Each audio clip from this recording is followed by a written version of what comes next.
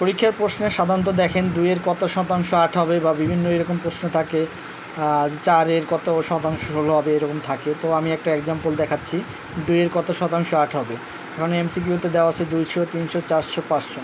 অনেক ক্ষেত্রে কীভাবে বের করব, সে বের করার উপায় হচ্ছে, যদি শতাংশ বলে তাহলে আমরা ধরে নিতে হবে পার্সেন্টেজ। তো 2% 8।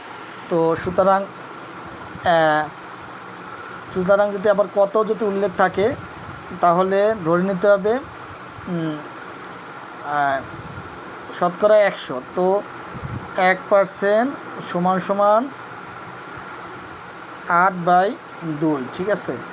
তো 1% সমান সমান ওই যে কত আছে, তো 100। তাই 100% সমান সমান কত হবে, 8 গুণ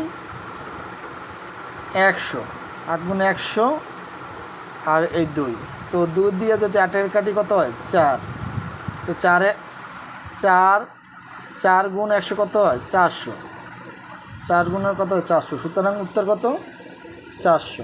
তো এভাবে শতাংশ বের করবেন, কেমন?